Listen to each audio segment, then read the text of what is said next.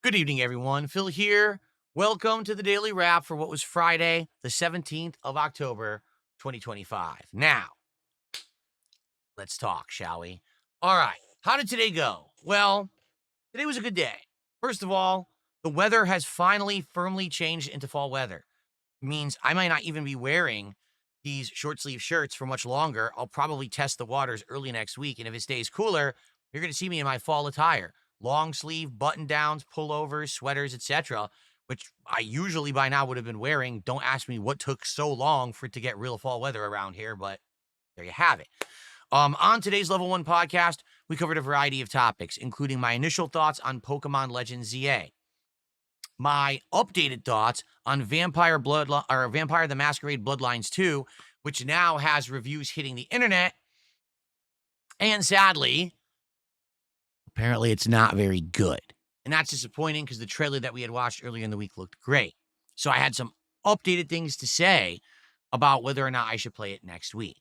Okay. In addition, we talked about a new feature on YouTube called the new community area of each person's page.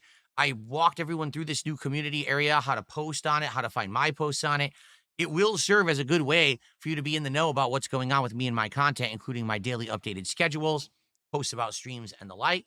But also, other people will also have the capability to post there. So check out the podcast. It was a pretty meaty one, a lot to talk about. Okay. Then we jumped into Pokemon Legends ZA again. Today was great because after only about maybe a half an hour, we unlocked the next story mission, which was the ability to just wander the map. They wanted you to do 3 side missions, but essentially they weren't side missions. They were necessary for the story. And as you did that, you had free reign to go wherever you wanted. So we were climbing buildings. We were going down into sewers. We were fighting Pokemon, recruiting a whole bunch of Pokemon, finding items, upgrading, evolving, changing the loadouts, all of that stuff. It was great. It ended up being essentially 2.5 hours of really awesome interactive fun with the audience.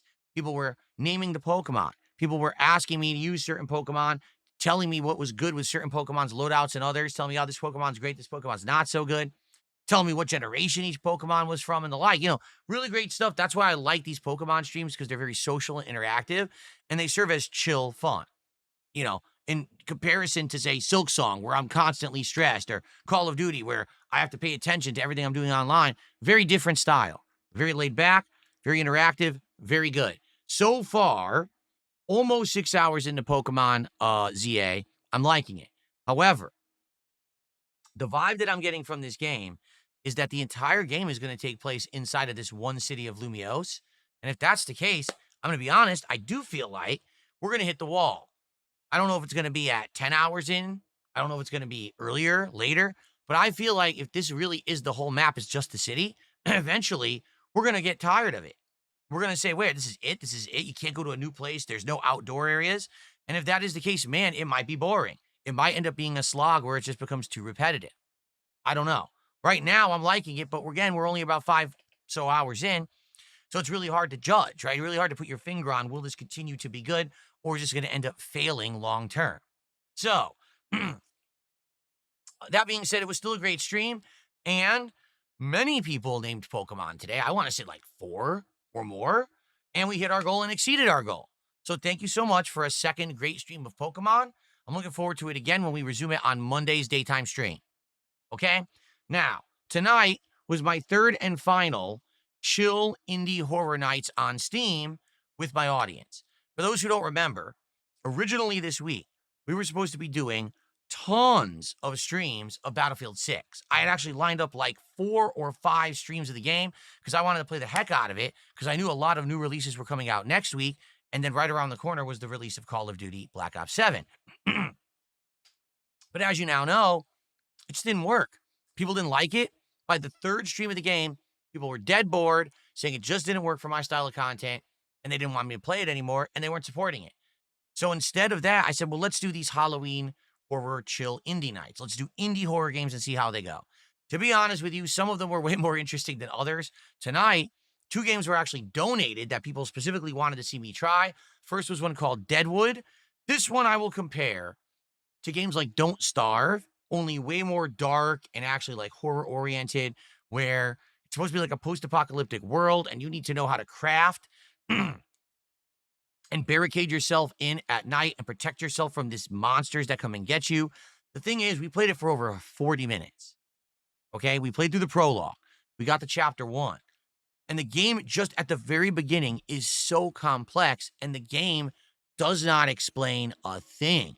Zero hand-holding. So here I am, like, I'm supposed to figure out what I'm crafting, how I'm crafting. There's mushrooms I'm throwing into an oven and cooking into some kind of a concoction, a syringe. I don't even know what this syringe I have in my hand is going to do if I use it. It was so confusing.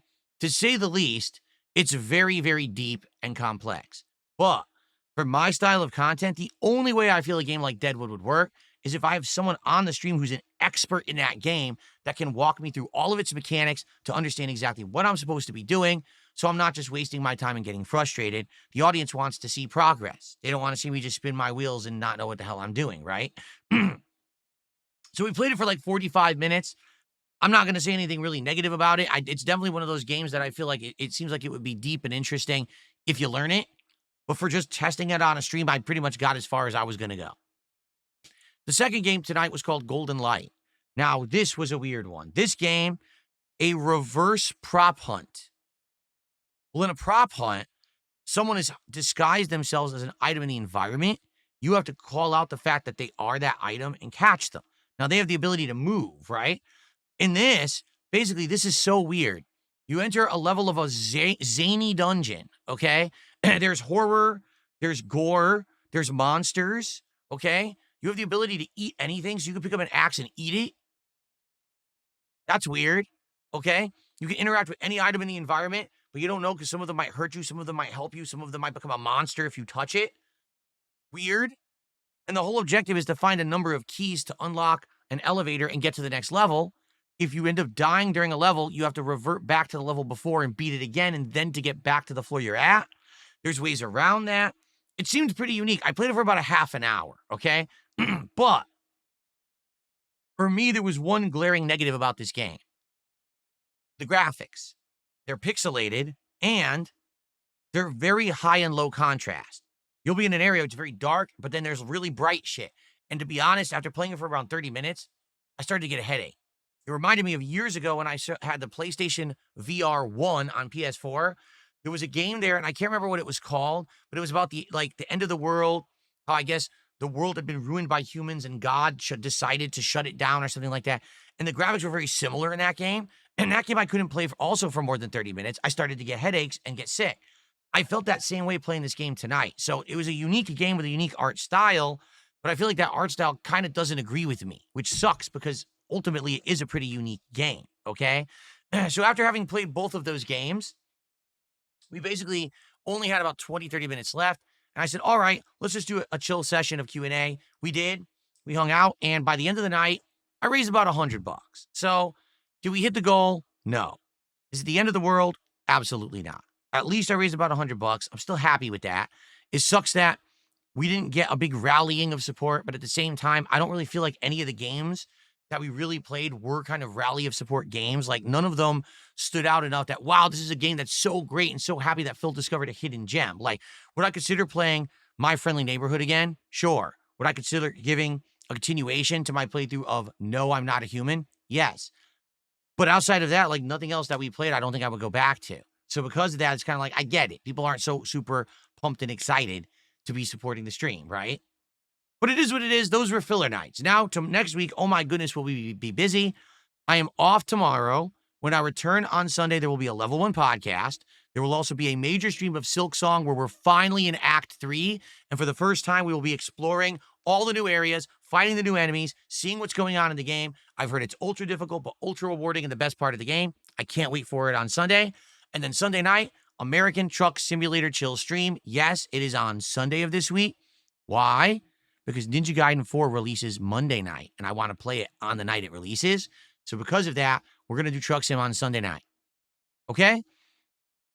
Everyone, this was a great streaming week. Overall, very successful. Tons of support. Tons of great playthroughs. Tons of great content. Hope you enjoyed it all, and I hope to do it all again starting on Sunday morning. See you bright and early for the Level 1 podcast, and stay for Silk Song. Have a good Saturday. Be safe. See you Sunday morning. Peace out.